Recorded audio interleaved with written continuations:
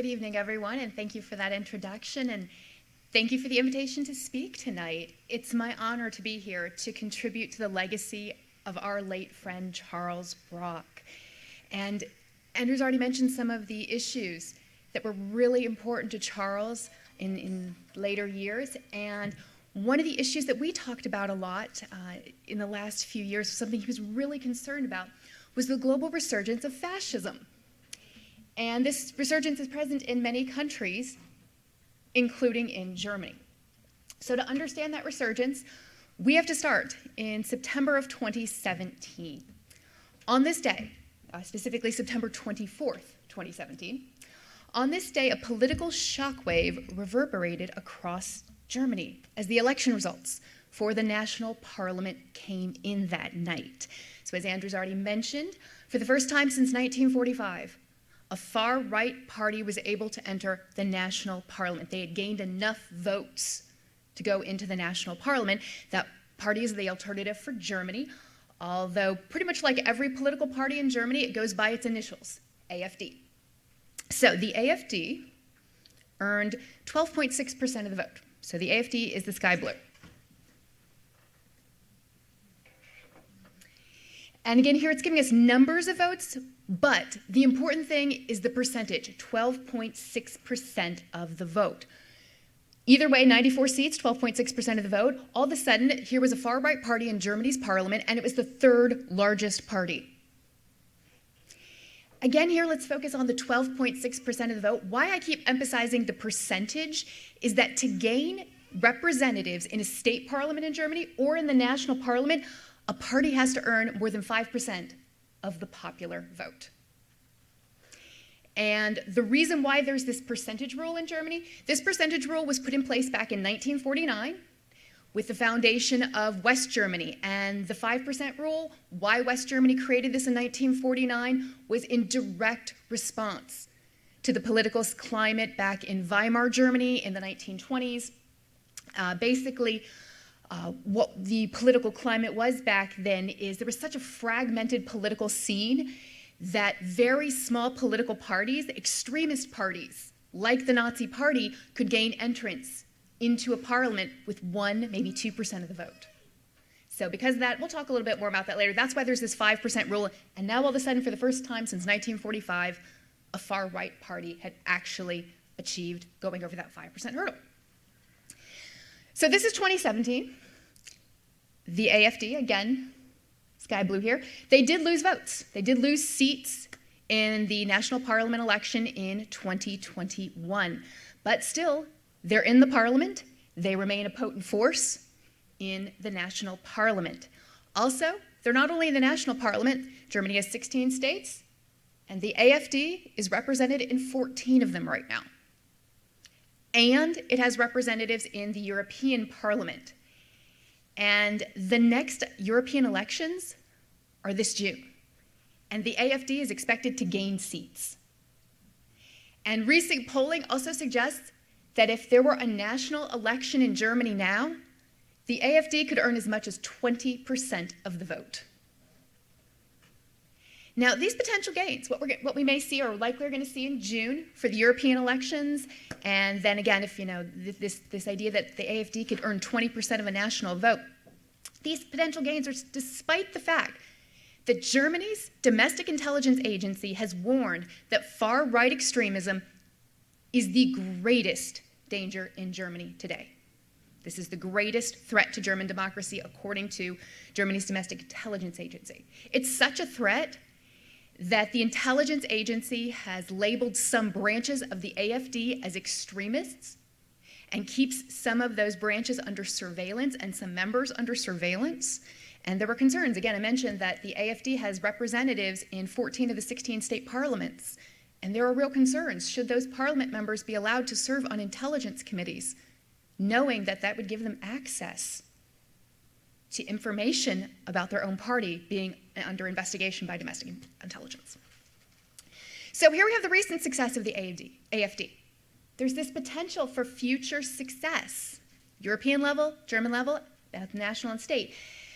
But yet the trajectory, the past trajectory, the potential future trajectory of the AfD, it doesn't completely mirror the Nazi Party in the 1920s and 1930s, because history, after all, does not actually repeat itself.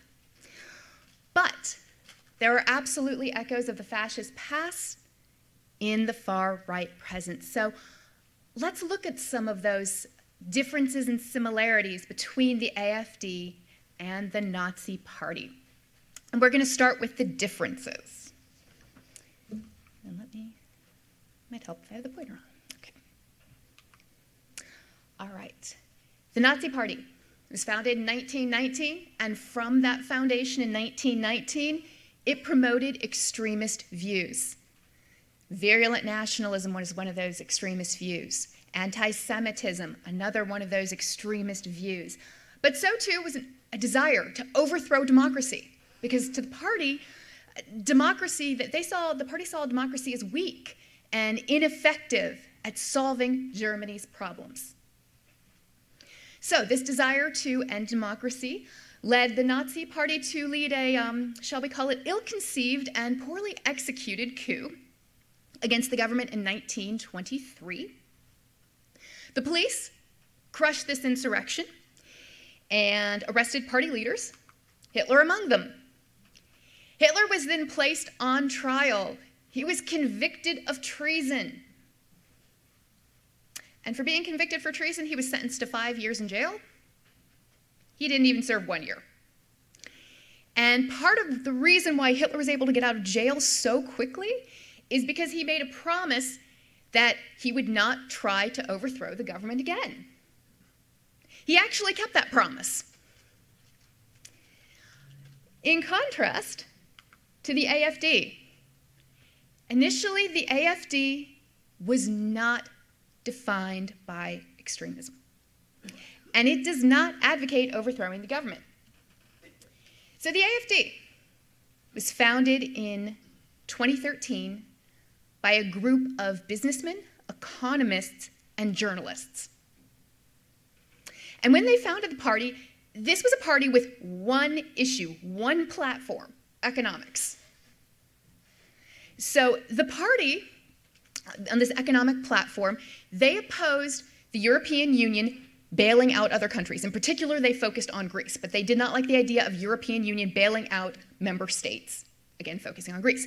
And then the other economic thing that they really promoted is they wanted Germany out of the euro, and they wanted Germany to return to the Deutschmark.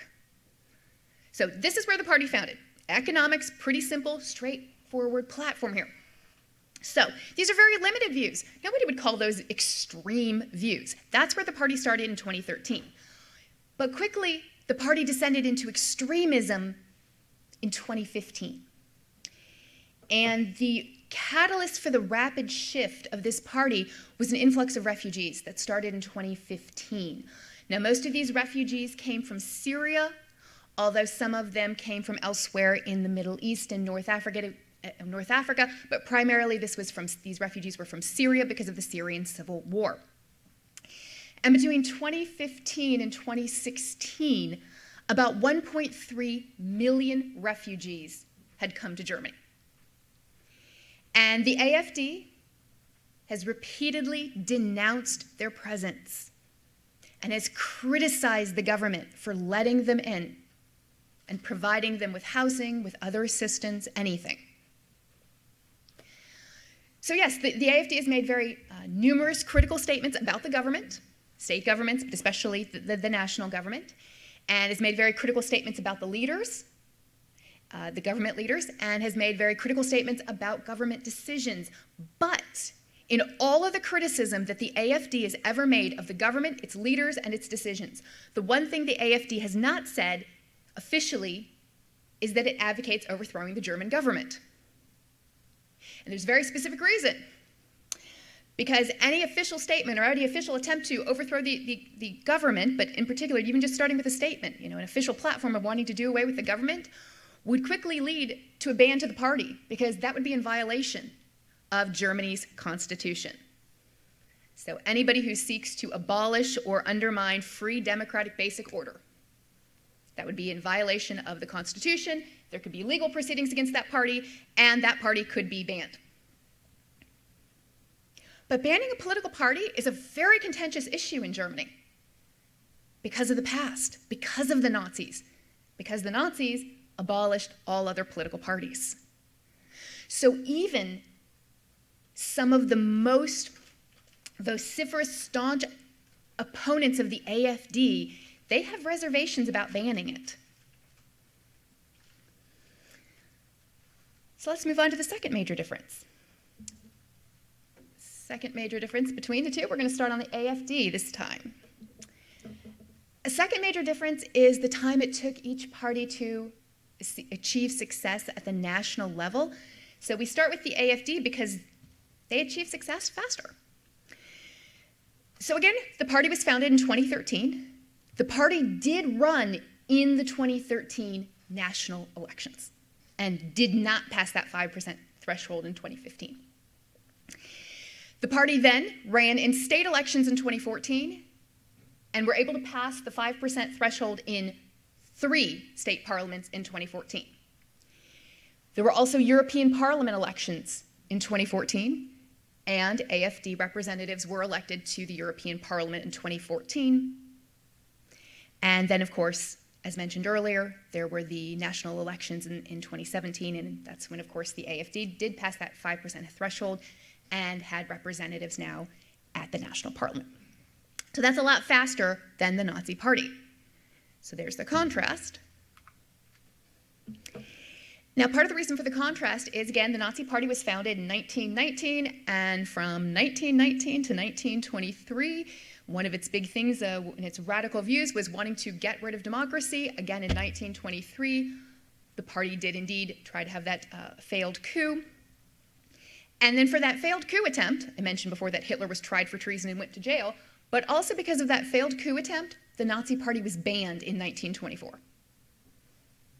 Then, as I mentioned before, Hitler got out of jail partially on his promise that he would behave, he wouldn't try to overthrow the government, and based on that promise, he was not only let out of jail, but he was able in 1925 to refound the Nazi Party. Well, the party's first electoral successes were like the AfD's. They were at the state level. So the party gained entry into 3 state parliaments in 1927. Then, in 1928, with 2.6% of the vote, the party sent delegates to the national parliament for the first time. So this was the electoral success, the Nazis getting the 2.6% in 1928. This is what later led West Germany in 1949 to establish the 5% rule. It was in direct response to what had happened in the 1928 election and the Nazi Party's success, and then what came later. Well, in the what came later, again, 1928, the Nazis had 2.6%. In the 1930 national elections, the party jumped from 2.6% to 18.3% of the vote. And then in 1932 in the national elections, the party jumped up to 37.3% of the vote. So represented here as NSDAP, but that's the Nazi Party. Again, German political parties like to go by initials. All right, so 37.3% of the vote in the national election for 1932. What this meant is that the Nazi Party in the 1932 election became the single largest party in the country. Now, again, the party had had representatives in the national parliament since 1927, but this election in 1932 was a huge victory for the party, gaining such a high percentage, becoming the largest political party. So this was a significant breakthrough for the party, and Hitler used it to his advantage. He used this electoral success to convince some conservative politicians to ally with him. And those conservative politicians were then able to convince Germany's president to appoint Hitler to be the chancellor in early 1933. And then Hitler spent the next year and a half consolidating his power, consolidating the power of his party, and turning Germany into a one-party dictatorship. Today, the powers of the German president are considerably less, primarily because of how Hitler became chancellor in 1933. So to win power, the AfD would have to earn over 50% of the popular vote, which is highly unlikely. No political party in post-World War II Germany has ever earned over 50% of the vote. All governments have technically been coalition governments. So that's not likely going to happen, that the AfD would get over 50% of the vote.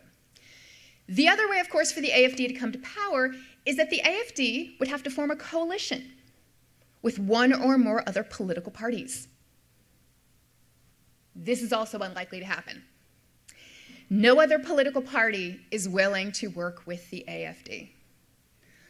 Leaders in other political parties understand that any alliance with the AfD would be extraordinarily dangerous because any coalition would normalize the AfD and its extreme views. Even considering in some of the state parliaments, every once in a while, there are conversations, should politicians and other parties even speak to AfD delegates to maybe could they vote together on a common issue, and that hits the news every time, and it's really contentious. So just to try to get together on one vote, let alone to form a government, this is not going to happen. Highly unlikely. Again, the other parties know how dangerous this would be to normalize the AfD and its views. Finally, a third difference. Leadership. Adolf Hitler did not found the Nazi Party. Again, the party was founded back in 1919. He joined the party shortly thereafter, and other party leaders consented to Hitler taking over the party in 1921, and by 1926, his position as the undisputed leader of the Nazi Party, it was secure. Pretty much any rivals, that was all gone by 1926. Now, on paper, Hitler eventually did have a successor on paper again, but in reality, there is no Nazism without Adolf Hitler. The Nazi Party died when he committed suicide on April 30th, 1945. In contrast, the AfD has had multiple leaders since its foundation in 2013, and the trend that's emerging here is every time one leader departs and a new leader comes in, the new leader pushes the party further to the right. So in total, the AfD has had 5 leaders. Bernd Lucke was one of the founders of the AfD. So again, remember that was a group of businessmen, journalists, and economists. I believe he was one of the economists. So he led the AfD from 2013 to 2015.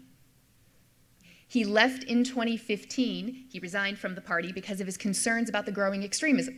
Again, remember 2015, this is when the refugee crisis was beginning. So he was concerned about the growing extremism in the party he had helped to establish. So he resigned from the party in 2015, and Frauke Petry took over. She was the leader for just over 2 years, 2015 to 2017.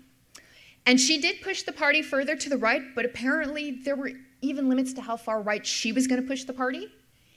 And she resigned from the party in 2017. It was actually a big shock. The election of 2017 happened, the AfD hit the national level, and then the party leader resigned. So that was kind of the other shocking news of 2017. It's like, wait, the party got, the AfD is now in the national parliament, and its leader just resigned and is now not going to be a part of it.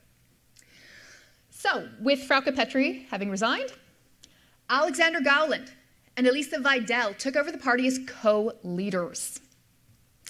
Gauland stepped back from active leadership in 2019. He is now the honorary chairman of the AfD. When he stepped down from active leadership, Tino Shrupala, he stepped up to be the co-leader with Vidal.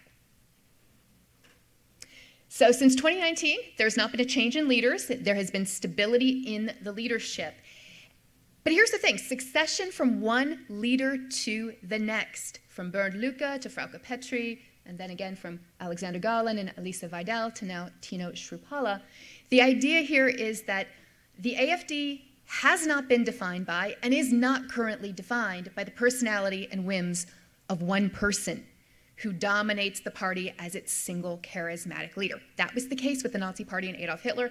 It's not the case here with the AfD, at least at the moment. Obviously, that, of course, could be subject to change in the future. So here we have 3 examples of differences between the AfD and the Nazi Party. But far more concerning, if we're reflecting on Germany's fascist past and its far-right present, are the commonalities. So first, something already briefly mentioned, success at the state level first. Both parties succeeded at the state level electorally. They got delegates into state parliaments first before they gained enough votes to join the national parliament. And this is concerning, of course, because in both cases, state success gave each party legitimacy. State success also gave both parties experience with governance.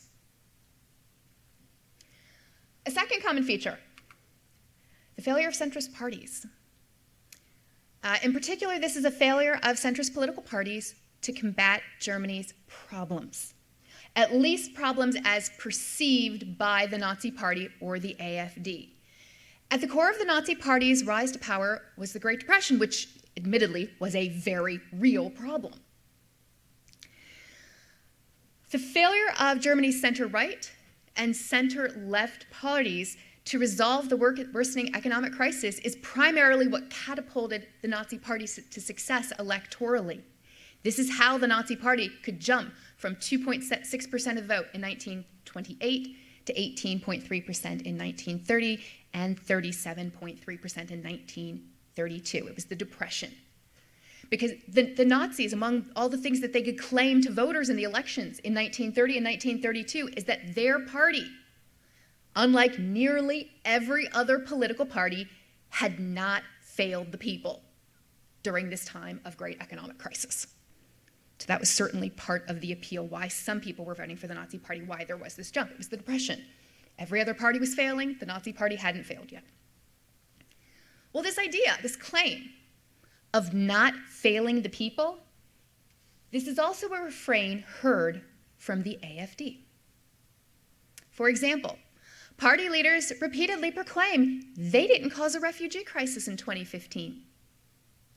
And they repeatedly proclaim they're not making that refugee crisis worse since 2022, because since 2022 there has been the arrival of more refugees, this time because of Ukraine and Russia's invasion of Ukraine in early 2022. So like the Nazis before them, the AfD leaders claim they can resolve the problems that other political parties have created. Although in the past, again, Great Depression, real problem, a refugee crisis, only a minority of Germans actually think that the refugees are a problem and have a problem with refugees being in Germany. But here's the thing. Many AfD leaders and many AfD members are pro-Russian. And any solution to the so-called refugee problem would certainly not be good for Germany, let alone Ukraine or most of Europe. A third common feature, the Communist Party. So let's stay on political parties, but let's specifically focus on one here, the Communist Party. The period between World War I and World War II saw the rise of not only fascism, but also communism. And to put it mildly, fascists and communists, they loathed each other. And members from the Nazi Party and the Communist Party in Germany, they repeatedly got into violent brawls with each other. Throughout the 1920s, both parties had paramilitary groups, and so the members of these paramilitary groups would go at it all the time. They brawled with one another throughout the 1920s, into the 1930s.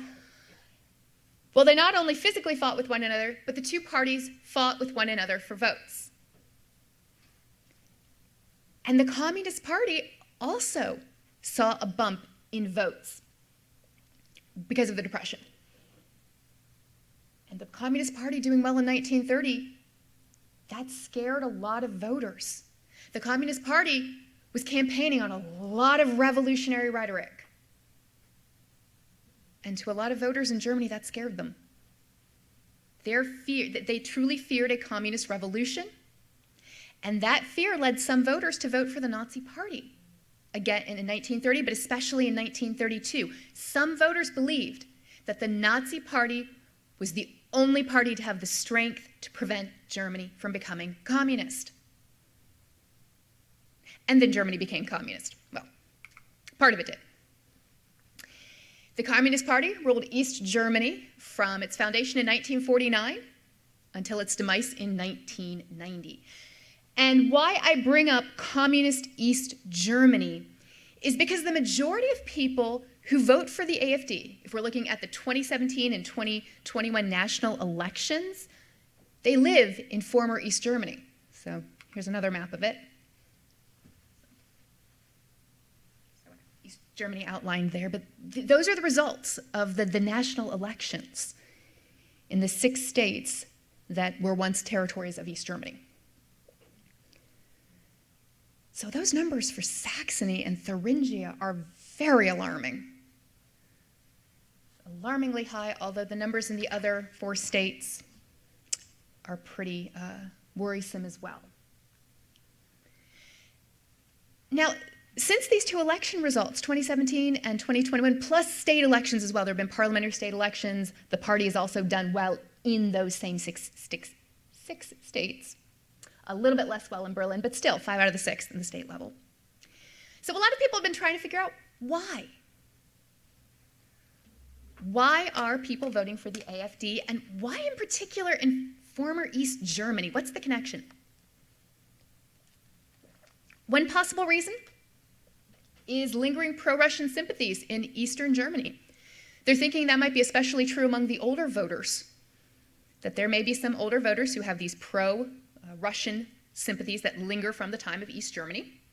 And again, since the AfD has adopted a pro-Russian position, that might be making the party appealing to some voters, again, especially older voters.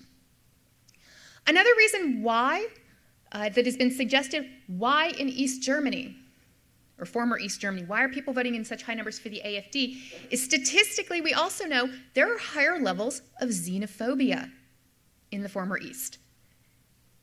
And so, again, the AfD has an anti-refugee, an anti-immigrant, anti-Muslim positions, and that's appealing to some voters in the East. But the most important reason, I think, goes back to East Germany, specifically the collapse of East Germany in 1990. So all of a sudden, here we have East Germany collapsing in 1990, and unification of East and West Germany in 1990, it happened on Western terms. All of a sudden, the states of the former communist nation of East Germany, they now became states in a capitalist democracy. Because basically all of the rules, the constitution, rules, laws, everything from West Germany now became part of East Germany. So this was not a unification of 2 equal states, but essentially everything West came over to the East. So former communist states, they're now capitalist democratic states. And West German leaders, now West German leaders, were the leaders of unified Germany. And these leaders promised the former citizens of East Germany prosperity along the lines seen in the former states of West Germany. The problem is, it's been almost 35 years since unification, and Eastern Germany still lags behind Western Germany economically by about 18 to 20%. So less economic growth means less economic opportunity, especially since a lot of businesses in Western Germany, the belief was all these businesses, they're going to come over to East Germany, and they never came. And so there's been all this, there hasn't been economic growth, there hasn't been economic opportunity, and because there hasn't been economic growth and opportunity, in turn what that has meant is that younger and better educated Germans who live in the East, they leave the East for the West. They leave the East for the West for better opportunities. So when the young people and the well-educated people are leaving the East, what that does is create a brain drain. And of course, a brain drain in turn creates, has worsened the possibility that there could be strong economic growth and any type of real economic opportunity in the near future. The AfD is capitalizing on these struggles, as well as the feeling among a lot of people in the East that their government has forgotten them, and their government has left them behind. The party emphasizes a message that resonates with voters in the East, old and young alike. a message that worked equally well for the Nazi Party almost a century ago. And that message is the traditional political parties have failed. They've failed the people. Whereas the AfD can provide an alternative for Germany. An alternative where Germany can be returned to the German people. And those German people will experience prosperity. Well, this idea of a secure, better future for the German people, emphasis here, keeping on the word German, really emphasizing this here, that certainly echoes the Nazi Party's claim that it would establish a racially pure national community that would solve all of the nation's problems and would create a better Germany for the German people. It's a very similar message. One other common feature that I think is important to mention. Proficiency with, let's call it, self-promotion. The Nazi Party was, and the AfD is very, very good at promoting themselves. To start with, they're both very recognizable from their respective party symbols. All anybody needs to see is that swastika. Everybody knows what that swastika stands for. Nothing but this swastika is needed to bring up an association with the Nazi Party. And the AfD, and the, let's call it the Czech arrow. This logo is becoming prominent too. So most of the time, when there's advertisements, when there's flags and posters and other things for the AfD, it does look like this. You're going to see the the blue background, the white border, the red Czech arrow, and it will almost always say Alternative for Germany or AfD. Almost always. I have sometimes been in Germany. I have seen all of that, the white border, the blue background, the red check, but no AfD, no Alternative for Germany. So the fact that it is possible to actually have that image without the words, that means the logo is starting to become very well known. All it's needed is that image without the words, and people know what party it references. So that's how much the image has gotten out in the public, that the public knows what that red check arrow means. So the parties both have common symbols, use those symbols again to promote themselves. The parties also were both very good. Nazi Party was very good. AfD is very good in using simple slogans to get their messages across. So here we have an example from 1932, the parliament election. Work and bread. So top left, we can see the swastika. And the colors, red, white, and black. That's how voters would have known that voting for list 1 meant a vote for the Nazi Party. As we can see, Nazi is not even anywhere listed. Just you see the swastika and the colors. But voters would have known back in 1932, list 1, any votes for list 1 meant the list voting for the Nazi Party. Well, this was a very effective poster. Again, simple slogan, work and bread. Because who can object to work and bread? And it's also effective because the poster is implying here that voting for the Nazis will lead to the German people getting work and bread. Now, of course, the poster gives no indication as to how the Nazi Party was going to give the people work or bread, but that's beside the point. The idea was, here's a promise of work and bread for anybody who votes for the Nazis, or bringing the Nazis to power would mean work and bread. Let's look at an AfD example. Germany, but normal. On the surface, this slogan seems pretty innocuous. But to the AfD, normal means returning to a Germany that is independent of the European Union. Normal means a Germany without immigrants or refugees.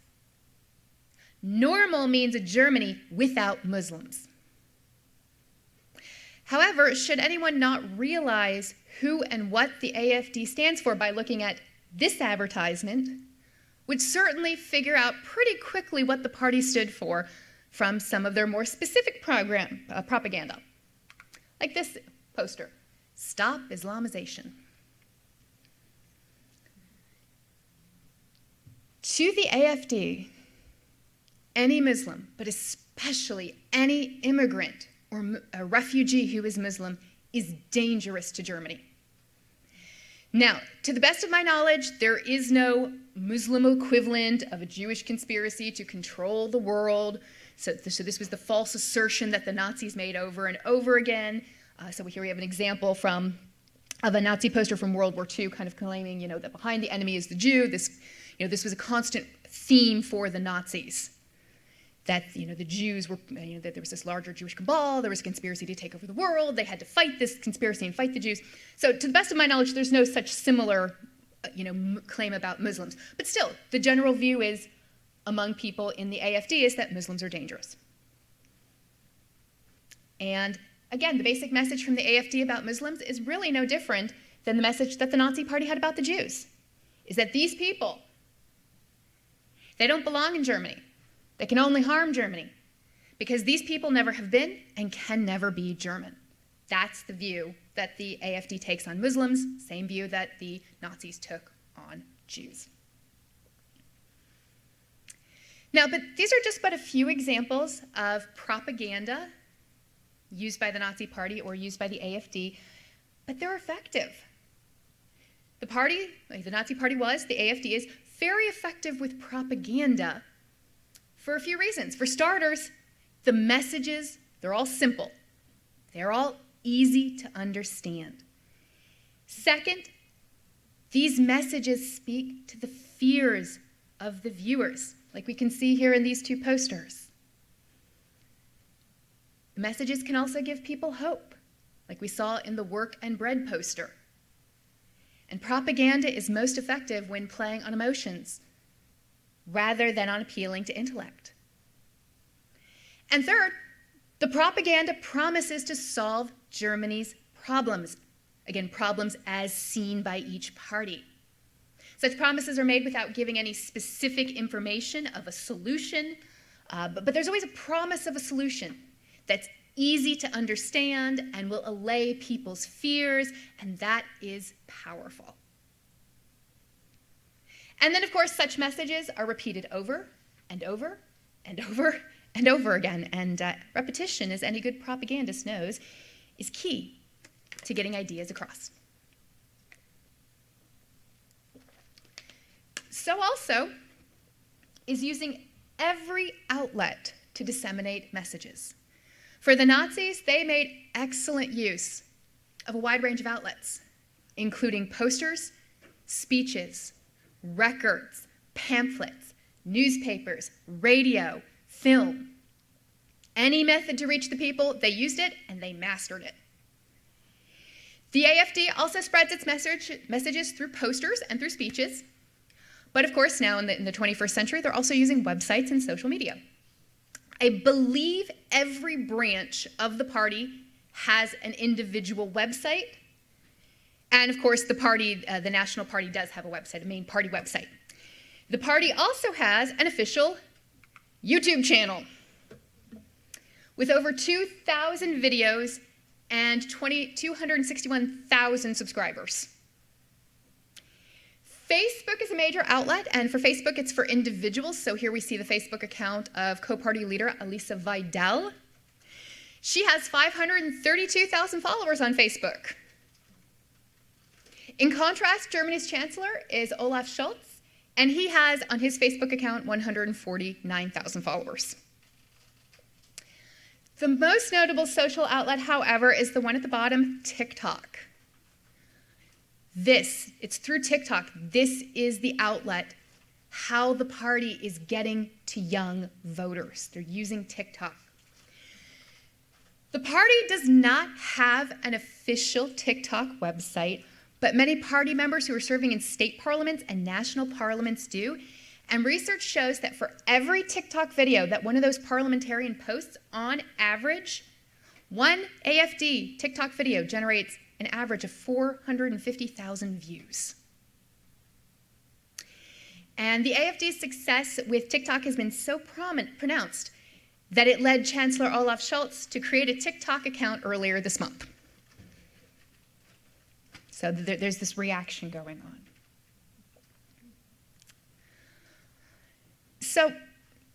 returning to kind of this general theme, we've got the similarities between the AfD and the Nazi Party, the differences between the two as well. Whether it's through their similarities or even through their differences, the AfD in the present has the same goal as the Nazi Party in the past. And that goal is to use Germany's democratic system to undermine people's faith in democracy. And that is a very dangerous goal. And our friend Charles Brock was right to be concerned about the resurgence of a fascist ideology. But I also believe Charles would have found hope in something that gives me hope. In present-day Germany, people of all ages and backgrounds have been and continue to speak out against the AfD. And they're coming up with some really creative counter slogans. Some of my favorite that I read up on recently. One of the slogans was, "Racism is not an alternative." Another one that was recently used was, "If the AfD is supposed to be the answer, how stupid is the question?" So a little humor, a little creativity. Also, starting in January of this year, hundreds of thousands of people across Germany have come out every single month to protest everything that the AfD stands for. By now, about 3 million Germans have taken part in protests this year, in hundreds of protests across the country. So some of these are, small towns, maybe a few thousand people, to larger cities where 100,000+ people are out, and certainly at least in the tens of thousands. Now, there's a very specific reason why, again, maybe about 3 million people have been protesting, again, hundreds of thousands of people, January, February, March, still now into April, protests going on. What prompted all of these really, really strong anti-AfD protests was a revelation back in January. And this was a revelation that came from a story that was published by Correctiv. And Correctiv is a German investigative journalism and educational organization. This was a story. Secret plan against Germany. All right, so again, this story appeared on the Correctiv website in multiple languages in January 2024. It focused on a secret meeting that took place outside of Berlin in November 2023. Some members of the AfD attended this meeting. And at this meeting, they met with other neo-Nazis, members of other extremist parties, and one of the topics of conversation was a plan to deport immigrants and refugees if the AfD comes to power. So this is what the investigative journalism revealed, who was at the meeting and what they were talking about, but this was the big thing, this plan to deport immigrants and refugees. Well, again, it's the January 2024 article on Correctiv. It came out. It told everybody about the meeting. It told them about this plan. And that's what has led individuals and groups to come out and protest. Again, probably about 3 million people by this point in hundreds of protests that have taken place virtually all across Germany. So here we have all these mass protests going on. And among the groups that's protesting now might just be my new favorite anti-fascist group. Oops, wrong way. Grannies Against the Right. So a lot of these, as you can see, we've got a man there as well, so, it's not just grannies, but mostly women here. Some of them were alive in 1930s, 1940s, or, born shortly thereafter, and so their parents, were alive, and their grandparents were alive during the Nazi regime. And so for them, this is a no, we will not return. And so Grannies Against the Right, almost Gegenrecht. My new favorite group. There are lots of creative groups there, but this is one of them. And so this is how I want to end it tonight on a happy note, because I want to invite all of you to, I really highly recommend, go check out the Grannies on their website. Go check them out on social media. They're all, lots of different websites, lots of social media. So check out and see what they have to say. Thank you.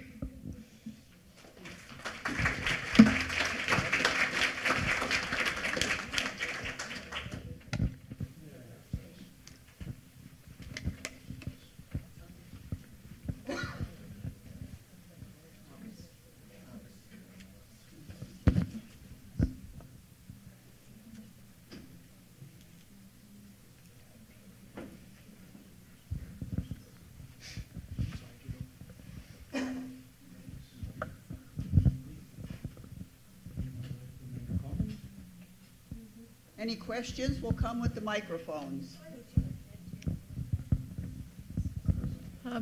Other than deporting immigrants, what are some of the other right-leaning beliefs of the AFD?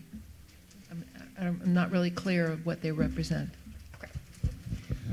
So part of them is they're not terribly fond of the centrist parties and the failure, so we see the commonalities of fascist groups in the past. So that's part of a defining feature of fascism. The big thing really is, yes, that they are anti-immigrant, they are anti-refugee, and there are some immigrants who've been living in Germany for decades, mostly people of Turkish descent. They have children and grandchildren and great-grandchildren, and for this party, they want them all gone. They're not German. They're not citizens, no, just the Turkish workers who came, they had families, and when those children and grandchildren were born, they're not automatically given citizenship. That's a very American thing, to be born in a country and to get citizenship. So they don't have citizenship. And so here's this thing. Here are these people who, the children and grandchildren actually do speak German and know German culture, but they're Muslim, and so they're a danger. Where will they send, say, the Syrians, for example? So when it goes back to what we were mentioning here, the words they keep using are remigration. So they would want to send the Turks back to Turkey. They would want to send the Syrians back to Syria, to wherever the people originally came from. That's where they go. Whether these are the Ukrainian refugees who just recently came, the Syrian refugees who recently came, or the grandchildren of the Turks who came decades ago, send them away because they're not German. They can never be German. Doesn't matter if they speak German, learn German culture, they're not German. And if they're in the country, well, they're receiving, especially refugees, if they're there, they're receiving benefits, they're receiving help, and taxpayers are paying for this. And especially for those people living in Eastern Germany, they're saying, well, wait a minute, we don't have economic prosperity. Why is our government spending money on people who aren't German?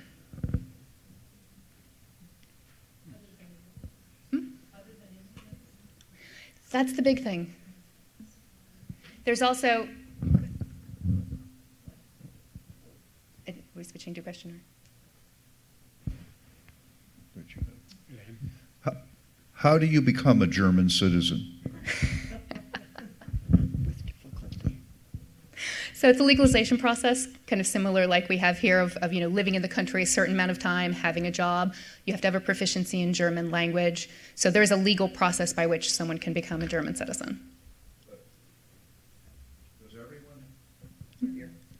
Does everyone have to go through that? Or, for example, if your name's Wagner and your family has lived there for 500 years, do you have to go through? It's not clear to me what the distinction is. So if, yes, you've had family that's lived there for 500 years, then yes, at some point your family would have had German citizenship and that would have been passed down for every generation, versus someone who's newly immigrated to Germany having to go through that process. The only exceptions are for people who were Jewish. Their families were forced to leave Nazi Germany. So there's a slightly different process, the paperwork that they have to put together, the children and grandchildren of those Jews who were forced to leave, they can get citizenship. It's still a legal process. There's still paperwork. That's a little bit different, though.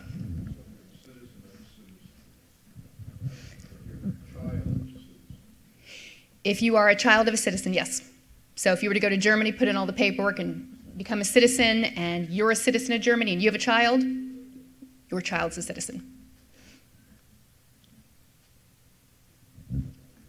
I noticed on the prior slide there you had about the Greddies, and it said April 11th. This past April, that's only 5 days ago? Yep. Well, that's amazing. My other question is, you know how the United States government is working on getting TikTok disassociated or owned by China or run by China in the background? Is Germany doing a similar thing to TikTok? There were concerns with Chancellor Scholz. This is a Chinese-owned company. Should the German chancellor have an official account? This was actually a debate, and ultimately the chancellor decided the AfD is so successful reaching the youth that it's worth the risk of being on TikTok, even though it's a Chinese-owned company, to try and reach the youth, because this is how you reach them, is through social media. And so it's an ongoing discussion, and there's no answer in Germany, just like I know of no answer here in the US of what do you do. I actually agree with both sides of the situation there. Yeah. Thank you. Mm-hmm.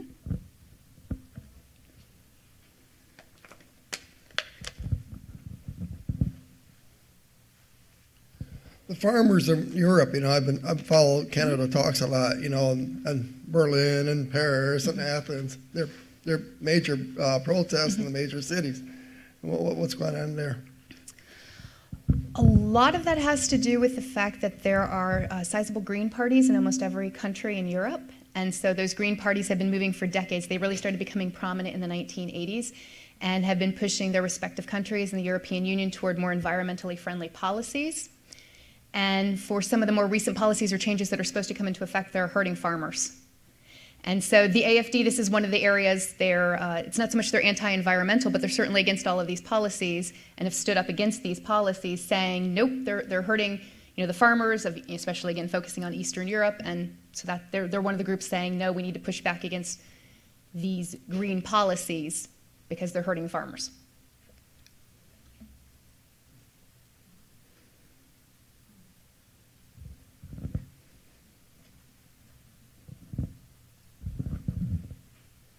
What does this group think in terms of Ukraine?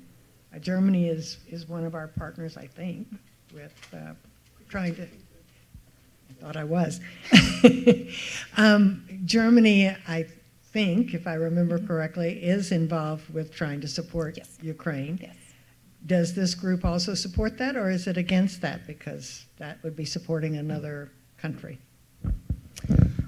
I don't remember seeing anything on the website saying that that the OMAs are against Ukraine in general. There's very strong support in Germany for Ukraine.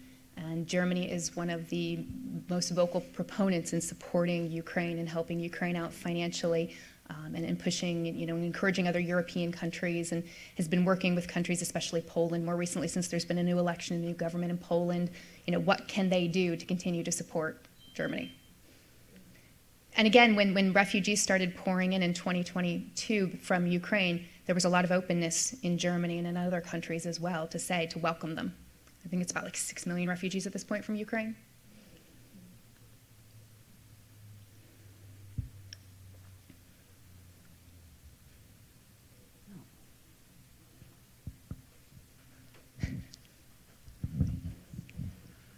You mentioned that the the previous East German population, they're very disenchanted because they're running 18 to 20% behind. But what is your assessment of how much improvement, just generally, it's a very subjective thing, but life has got to be notably better than their memories under communism? So, I'm just surprised that they're so drastically supporting something and have fond memories, I guess, of communism, that yes, it's slower than they wanted.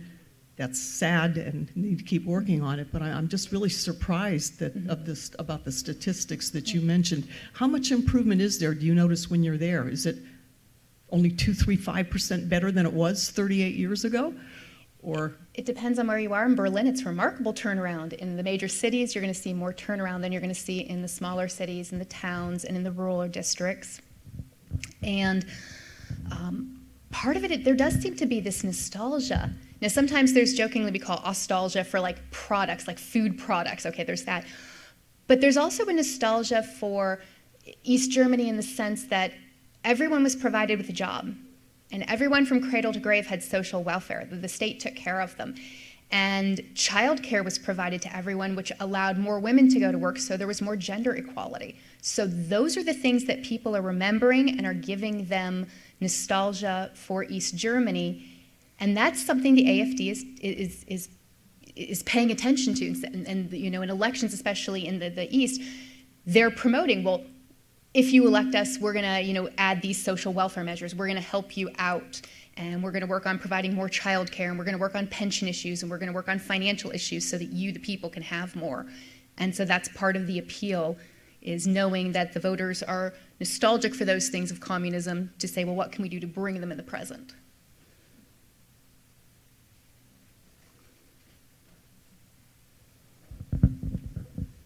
So, excuse me, speaking of communism, at the beginning of your talk, I believe you said that the AFD is sympathetic to the Communist Party?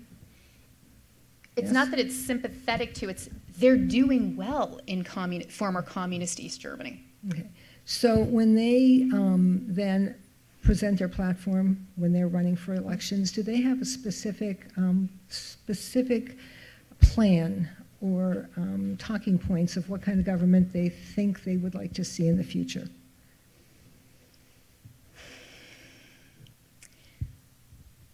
Not to my knowledge right now. They're really working on that more in the state level. Again, Saxony, Thuringia, they're working their way up in experience in the state levels, in the state parliaments, and in the state governments. And this is where they're getting the opportunities to promote some of their ideas and seeing how they're working.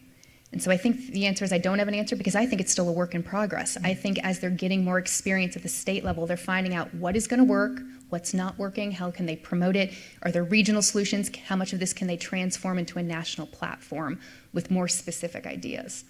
So sorry, that's not much of an answer. I think they're still figuring it out. I have a question.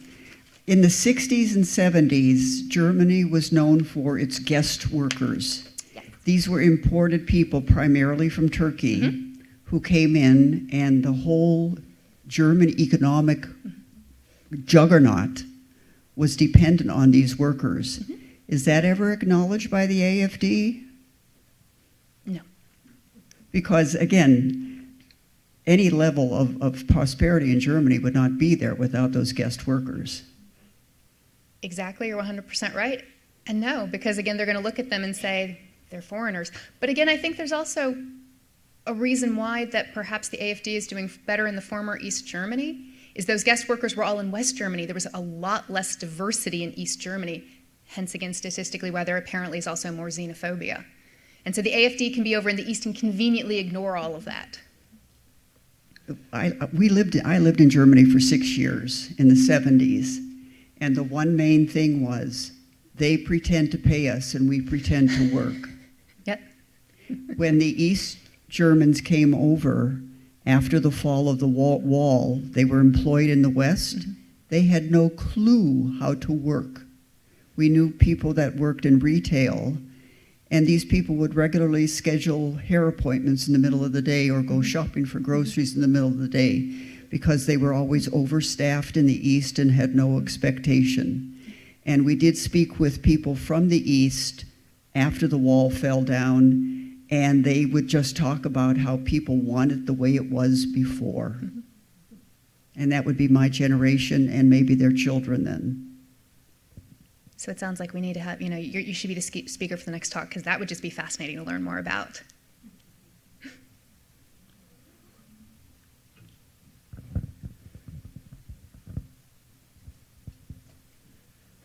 Is there a lot of resentment amongst the people in the AFD that we have, talks like this, comparing them to the Nazi Party and stuff like that, when you can turn on Fox News and see a bunch of anti-immigration people spouting their thoughts, and no one makes these kinds of comparisons. Do they fuel off of that, or? I won't say no for certain, but I've not seen any examples of that. Of their, I'm sure they know we're talking about it, but they don't seem to be, they're succeeding electorally. Every time there's an election, for the most part, they're going up. So that's what they're focusing on. We succeeded, now where can we succeed next? So I won't say no, but I don't know of any.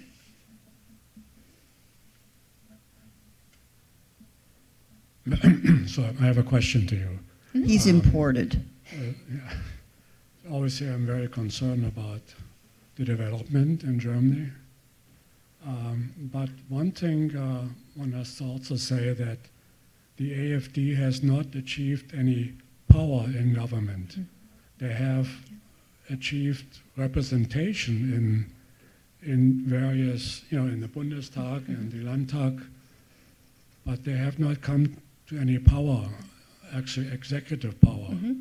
So therefore, they did not have to do anything really. All they have to keep stirring resentment against, say, foreigners, but they don't have to provide any solutions. Yeah. So how do you see that? I agree 100% with you. Like you said, they're still in the process. Like you said, they're in the different parliaments. They're just barely getting positions, but they're not in those leadership positions. And that does become a question, especially in the state governments. if this party is under investigation by the Domestic Intelligence Agency for extremism, does it not make sense to keep them out of those positions where they cannot gain access to sensitive information? Especially as there's fears, intelligence on their own party, but also intelligence that somebody could pass along to Russia. So, I just lost my train of thought, I'm sorry. It's a very good point that you raised that there are limitations, that the other political parties are doing their best to keep, even if they can't prevent the AFD from entering a state parliament or the national parliament, to keep them out of important committees, to keep them out of important positions, so to keep the power that they have limited. But then, of course, as you pointed out, and kind of going back to the other question of, well, then that just leaves the AFD in the